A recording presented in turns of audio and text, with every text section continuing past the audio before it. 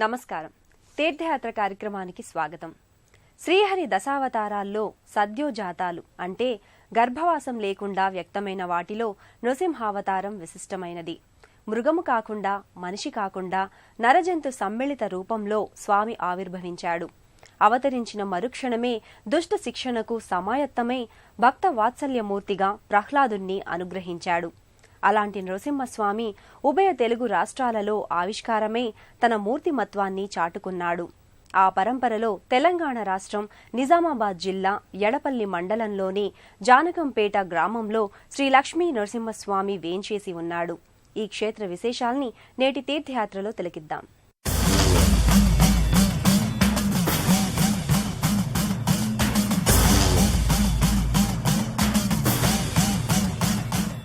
హిరణ్యకశిపుడు దక్కించుకున్న వరాలకు ఎక్కడా భంగం వాటిల్లకుండా ద్వంద్వాలకు అతీతంగా ధనుజ సంహారం చేశాడు.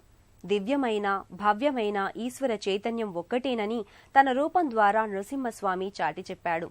ప్రహ్లాదుని పట్ల ప్రేమాస్పదునిగా, హిరణ్యకశిపునిపై రౌద్రమూర్తిగా స్వామి ఏకకాలంలో ద్వంద్వ ప్రవర్తుల్ని కనబరిచాడు. ఇరువురికి తన మూర్తిమత్వం ప్రకటించడం కోసం రెండు అంశాల్ని ఏకీకృతం చేసి తన అవతార మూర్తితత్వాన్ని స్వామి వెల్లడించాడు.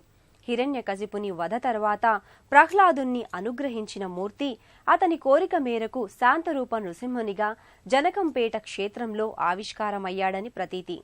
ఒకప్పటి జానకమ్మపేటయే నేడు జనుల నానుడిలో జనకంపేట అయ్యింది. ఉగ్రం వీరం మహావిష్ణుం జ్వలంతం సర్వతోన్ముఖం నృసింహ భీషణం భద్రం మృత్యుర్నమామ్యహం. సృష్టిస్థితి లయాత్మక బ్రహ్మ విష్ణు రుద్ర సమన్వయ నారాయణ బ్రహ్మమే శ్రీ నృసింహుడు. రాక్షస శక్తి ఎంత గొప్పదైనా దైవశక్తి ముందు నిలువజాలదని ఇది వెల్లడిస్తుంది. వేర్వేరు శక్తులున్న రెండు రూపాలు కలిస్తే అమేయమైన శక్తిగా మారుతుందని నృసింహావతారం ప్రకటిస్తుంది. రాక్షస వధ తరువాత స్వామి మహోగ్రమూర్తిగా తేజరిల్లాడు. జ్వాలా మాలికలకు సంకేతమై జూలు వెలుగుతుండగా, అగ్నిశిఖలుగా నాలుక ప్రజ్వరిల్లుతుండగా పాలనేత్ర వదనంతో నృసింహస్వామి భీకరాకృతిని దాల్చాడు. ఆ స్వామికి శాంతిని కలిగింపచేయడానికి, ఆగ్రహాన్ని ఉపశమింపచేయడానికి సకల దేవతలు ప్రార్థించారు. ప్రహ్లాదుడు ప్రత్యేకంగా స్వామిని ప్రశాంత రూపాన్ని దాల్చవలసిందిగా వేడుకున్నాడు. అందరి మొరల్ని ఆలకించిన స్వామి ప్రశాంతత చెంది ప్రశాంత లక్ష్మీ నరసింహునిగా, సాలగ్రామ లక్ష్మీ నృసింహునిగా జానకంపేట గ్రామంలో కొండపై ఆవిష్కారమయ్యాడు. అటవీ ప్రాంతంలో పర్వత పంక్తుల నడుమ ఈ ఆలయం విలసిల్లుతోంది. ఈ ఆలయం 4000 సంవత్సరాల క్రితం నిర్మించినట్టుగా చెబుతారు. అయితే ఆ తరువాత పలుమార్లు ఈ ఆలయం జీర్ణోద్ధరణ చెంది ప్రస్తుతం ఉన్న రూపుని సంతరించుకుంది. పరాయణ శ్రీ నరసింహ లక్ష్మీ రమణ జయ నరసింహ పాహి మాం రక్ష మాం పరమాత్మా మాం పాహి మాం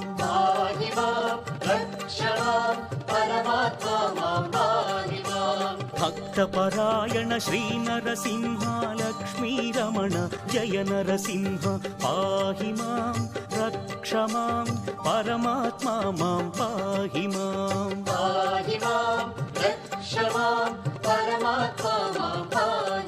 జానకంపేటలోని శ్రీ లక్ష్మీ నృసింహస్వామికి ఎంతో ప్రత్యేకత ఉంది. స్వామి మూల విరాట్ విగ్రహం నాభిలో సాలగ్రామం ఉంటుంది. అందుకే ఈ స్వామిని సాలగ్రామ నృసింహునిగా భక్తులు ఆరాధిస్తారు. మనిషి బుద్ధి బలానికి, సింహం దేహ బలానికి సంకేతం. అలా రెండు శక్తుల కలగలుపు వల్ల భీకరాకృతిగా వ్యక్తమైన స్వామి ఈ క్షేత్రంలో సుప్రసన్న మూర్తిగా ప్రకటితమవుతాడు. శ్రీమత్ పయోనిధి నికేతన చక్రపాణి భోగేంద్ర భోగి మణిరాజిత పుణ్యమూర్తి యోగేశ శాశ్వత శరణ్య భవాబ్దిపోత లక్ష్మీ నృసింహ మమదేహి కరావలంబం. లక్ష్మీ నృసింహుడు ఎంతటి ఉగ్రమూర్తో అంతటి భక్త సులభుడు. అందుకే ఈ క్షేత్రంలో శాంత నృసింహునిగా స్వామి లక్ష్మీదేవి సమేతంగా దర్శనమిస్తున్నాడు. సర్వాలంకృతంగా చతుర్బాహువులతో లక్ష్మీదేవి సహితంగా స్వామి దివ్య మోహనంగా భక్తాభీష్టమూర్తిగా ప్రకటితమవుతాడు. ఈ ఉగ్రమూర్తిలో ప్రసన్నతను దర్శించిన పోతన స్వామి నఖాయుధాలను అనగా వాడి గోళ్లను భక్తుల పాలిట సిరివెన్నెలు చిందే నెలవంకలుగా, ధనుజుల పాలిట పదును తేరిన కొడవళ్లుగా అభివర్ణించారు. మకర తోరణయుక్తంగా నేత్రద్వయం మీసకట్టుతో నాలుక ప్రజ్వలితమవుతుండగా తిరునామధారిగా పట్టు వస్త్రాలను ధరించి స్వామి భక్త వాత్సల్యమూర్తిగా దర్శనమిస్తాడు. స్వామివారికి ప్రతినిత్యం అభిషేక వేడుక కమనీయంగా కొనసాగుతోంది. గోక్షీరం, శుద్ధోదకం, ఇతర ద్రవ్యాలతో ఈ వేడుకను నిర్వహిస్తారు. అపద్నం పురుషం పశుం తం యజ్ఞం పరిషి ప్రోక్షన్న పురుషం జాతమగ్రతః తేన దేవ అజంత సాధ్యా ఋషయశ్చయే. నారసింహ సింహాచలేశ శ్రీ విష్ణు రూపా వైశాఖవాస.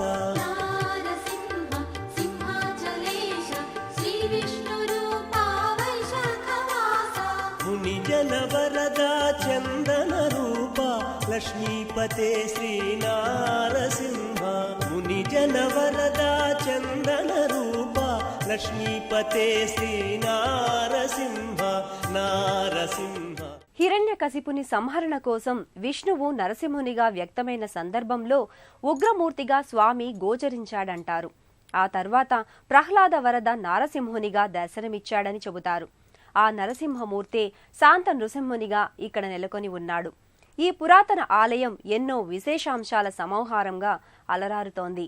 పురాణ ప్రశస్తి కలిగిన ఈ క్షేత్రం విలక్షణమైన నృసింహ సన్నిధిగా వెలసిల్లుతోంది. హిరణ్యకశిపుని సంహారం తరువాత ఈ శిఖరంపై స్వామి సేద తీరాడని చెబుతారు. స్వామికి ఇక్కడ ఎంతో మనశ్శాంతి కలిగిందని చెబుతారు. సకల దేవతలు, మునిశ్రేష్ఠులు స్వామిని సన్నుతి చేశారు. సప్త ఋషులు అష్టదిక్పాలకుల్ని ఆవాహన చేసి వారి నుంచి సాలగ్రామాన్ని వరంగా అందుకున్నారు. స్వామి మూల విరాట్లో ఈ వరప్రసాద సాలగ్రామం భాసిల్లుతోంది. అష్టదిక్పాల వరప్రభావం చేత ఈ క్షేత్రంలో అష్టముఖ కోనేరు ఏర్పడింది. అష్టముఖాలుగా ఈ కోనేరు విలక్షణ కట్టడంగా అలరారుతోంది. ఈ తరహా కోనేరు మరెక్కడా లేకపోవడం విశేషం. అష్టాక్షరీ మంత్రమైన ఓం నమో నారాయణాయ అనే దివ్యాక్షరాల్ని స్మరిస్తూ ఈ కోనేరులో స్నానమాచరిస్తే విశేషమైన ఫలితాలు సిద్ధిస్తాయని చెబుతారు. ఈ కోనేరులో జలరాశి ఎప్పుడూ తరిగిపోకుండా ఉండటం మరో ప్రత్యేకత. అష్టముఖ కోనేరులో పుణ్య స్నానాలను ఆచరిస్తే అష్ట కష్టాలు తొలగి అష్టైశ్వర్యాలు సిద్ధిస్తాయని ప్రతీతి. నీలాంజన సమాభాసం రవిపుత్రం యమాగ్రజం ఛాయామార్తాండ సంభూతం తం నమామి శనైశ్చరం అంటూ శనిదేవుణ్ణి భక్తులు ఆరాధిస్తారు. జానకంపేట నృసింహస్వామి సన్నిధికి అష్టదిక్పాలకులు వచ్చి పూజాతికాలు నిర్వహించడం వల్ల ఈ క్షేత్రం అష్టదిక్పాలక క్షేత్రంగా అలరారుతోంది. శనివారం, అమావాస్య, శనివారం, అష్టమి తిథులు కూడి వస్తే ఈ క్షేత్రానికి ఆయా రోజుల్లో భక్తులు విశేషంగా తరలివస్తారు.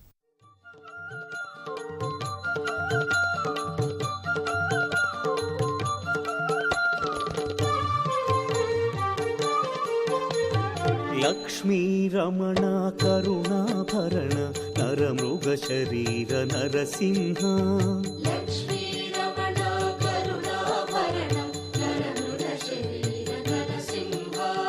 పంకజ నయన పన్నగ శయన జయ జయ లక్ష్మీ నరసింహ.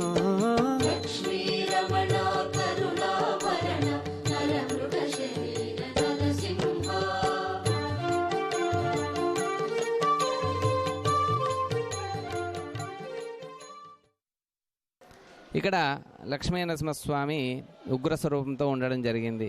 ఎందుకనగా లక్ష్మీనరసింహస్వామి హిరణ్యకశిపుని సంహరించి దండకారణ్యమంతయును సంచరించుచు దండకారణ్యంలో ఉన్నటువంటి ఈ జానకంపేట క్షేత్రానికి వచ్చి ఈ కొండపైకి రాగానే అలసి ఇక్కడ సేద తీర్చుకున్నాడని చెప్పి ప్రతీక. ఇక్కడ కూర్చున్నప్పుడు స్వామివారు ఉగ్రస్వరూపంతో ఉండడం ద్వారా కలియుగంలో స్వామివారి యొక్క స్వరూపము ఉగ్రస్వరూపంతో కనబడడం జరుగుతుంది. తద్వారా స్వామివారిని శాంతపరచడానికి ఋషులు తపస్సు చేయడం జరిగింది. ఎందుకనగా రాబోయేది కలియుగము. ఈ కలియుగంలో కలి యొక్క ప్రభావం ఎక్కువగా ఉంటుంది కాబట్టి మరి ఆ కలిదోష పరిహారార్థము లక్ష్మీనరసింహస్వామిని ఎవరైతే పూజిస్తారో వారికి ఉన్నటువంటి కష్టాలన్నీ తొలగిపోయి వారు ఉన్నంతకాలం సుఖ సంతోషాలతో తులదూచు వారికి ఉన్నటువంటి గ్రహదోషాలని తొలగిపోవాలనే సదుద్దేశం చేత ఋషులు తపస్సు చేయడానికి కూర్చోవడం జరిగింది.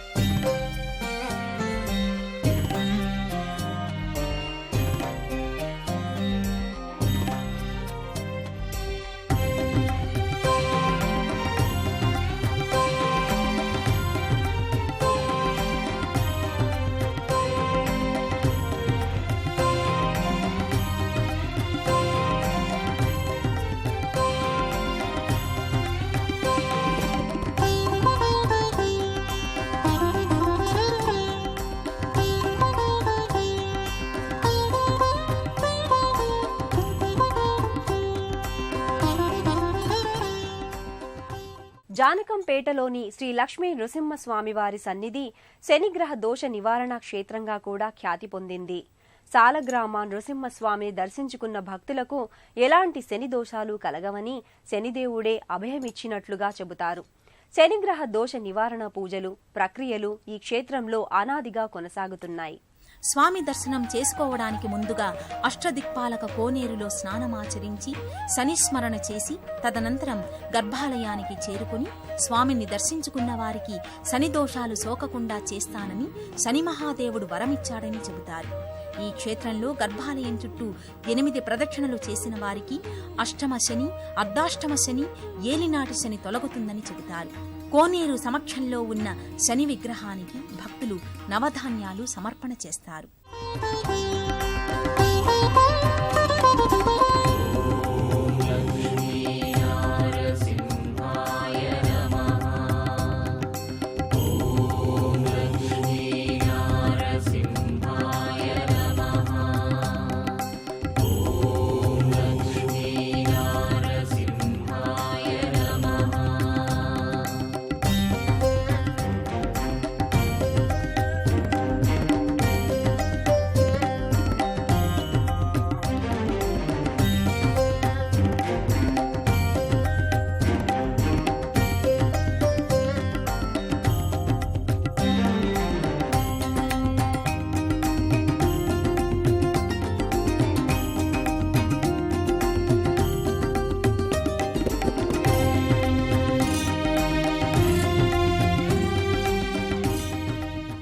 ఆలయము చాలా పురాతనమైనది. గత 4000 సంవత్సరాల క్రితం నాటిది. అష్టముఖి కోనేరులో స్నానాలు చేసినచో గ్రహదోషాలు, శనిపీడలు, అష్ట కష్టాలు తొలగి శ్రీ లక్ష్మీనరసింహ స్వామిని దర్శించుకుంటే అష్ట ఐశ్వర్యాలు పొందుతారని భక్తుల యొక్క నమ్మకము. శ్రీ లక్ష్మీ నరసింహస్వామి దేవస్థానము అతి ప్రాచీనమైన పురాతనమైన దేవస్థానము. ఈ దేవస్థానములో కోనేరు, అష్టముఖి కోనేరు కలదు. ఈ యొక్క అష్టముఖి కోనేరు దక్షిణ భారతదేశంలో గల ఏకైక కోనేరు. ఈ కోనేరు గల దేవస్థానము ఎక్కడనూ లేదు.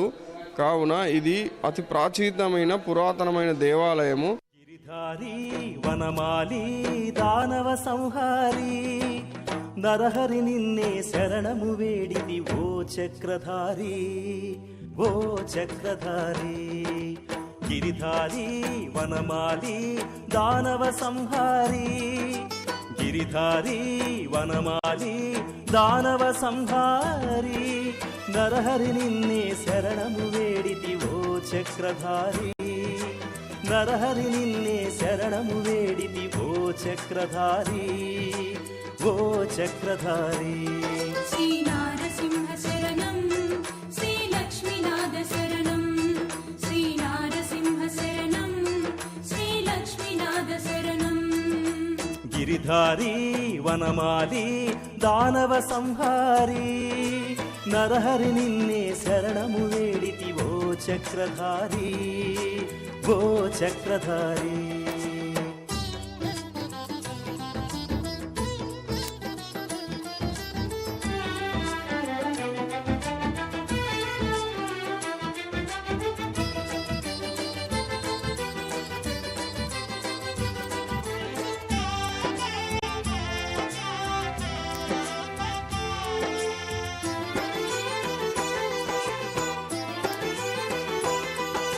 స్వామి ఈ జగతిని కావగ 10 అవతారములెత్తితివయ్యా పాహి. మనస్ఫూర్తిగా నమ్మిన భక్తుణ్ణి అక్కున చేర్చుకోవడమే భగవతత్వమని నిరూపిస్తుంది నృసింహావతారం. స్వామి క్షిప్రప్రసాది అంటే వేడుకున్న వెంటనే వరాల సిరుల్ని అనుగ్రహిస్తాడు.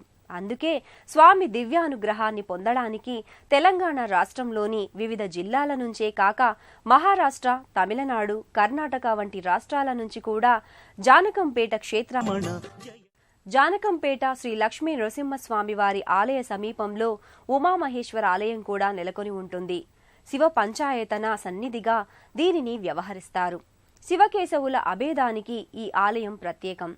ఉమామహేశ్వరుడు ఈ క్షేత్రానికి క్షేత్ర పాలకునిగా వ్యవహరిస్తున్నాడు. ఉమామహేశ్వరుడు ప్రత్యేక ఆలయంలో భక్త సులభ దైవంగా ప్రకటితమవుతున్నాడు. పార్వతీదేవి సమేతంగా ఈ క్షేత్రంలో అలరారుతున్నాడు. శివ పంచాయతన సన్నిధిగా కూడా ఈ ఆలయాన్ని పేర్కొంటారు. ఓంకార బిందు సంయుక్తం నిత్యం ధ్యాయంతి యోగినః కామదం మోక్షదం తస్మాదోంకారాయ నమో నమః. ఓంకార బిందు సంయుక్తం నిత్యం ధ్యాయంతి యోగినః కామదం మోక్షదం తస్మాదోంకారాయ నమో నమః. ఓంకారాయ నమో నమః.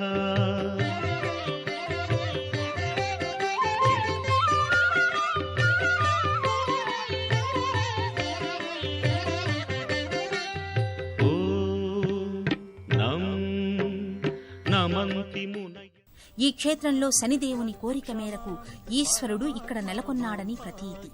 జానకంపేట లక్ష్మీ నృసింహస్వామి ఆలయ ప్రాంగణంలో విరాట్ రూప హనుమ, శ్రీ వెంకటేశ్వర స్వామి, దత్తాత్రేయ స్వామి, అయ్యప్ప, షిరిడీ సాయి భారీ విగ్రహాలు భక్తుల్ని ఆకర్షిస్తాయి. అలాగే త్రిమూర్తుల విరాట్మూర్తులు కూడా ఇక్కడ అదనపు ఆకర్షణ.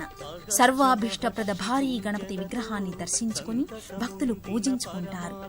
ఎన్నో విశేషాంశాల సమాహారంగా జానకంపేట శ్రీ లక్ష్మీ నృసింహస్వామి వారి ఆలయం వర్ధిల్లుతోంది. నేత్రానల ప్రబల విద్యుల్లతా కేళీ విహార లక్ష్మీ నారసింహ లక్ష్మీ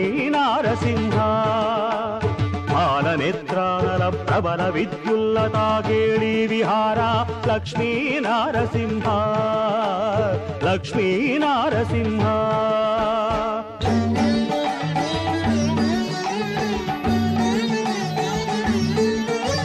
ప్రళయమారుత ఘోర భస్త్రికా పూత్కార లలిత నిశ్వాస డోలా రచనయ కులశైల కుంభిని కుముదహిత రవి గగన చలన విధి నిపుణ నిశ్చల నారసింహ. నేత్రానల ప్రబల విద్యుల్లతా కేళీ విహార లక్ష్మీ నారసింహ లక్ష్మీ నారసింహ.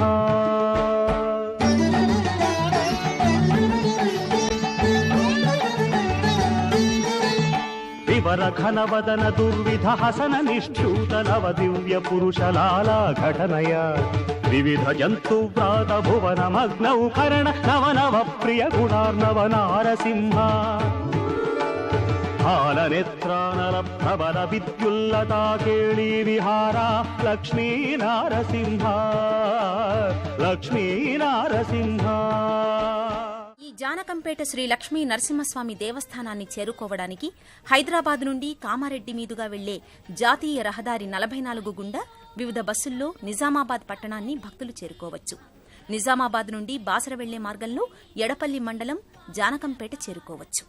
దుష్ట శిక్షణ, శిష్ట రక్షణ ప్రధాన హేతువుగా అవతరించిన నరసింహుణ్ణి ఆశ్రయించడం సకల భయ నివారకం. సచిదానందకారకం, సన్మంగళదాయకం, ద్వంద్వాతీత స్థితికి జగత్ వ్యాపకత్వాన్ని ప్రకటించిన శ్రీ లక్ష్మీ నరసింహుని అనుగ్రహాన్ని సదా ఆకాంక్షిద్దాం. మరో క్షేత్ర సందర్శనంతో తీర్థయాత్రలో కలుసుకుందాం. నమస్కారం.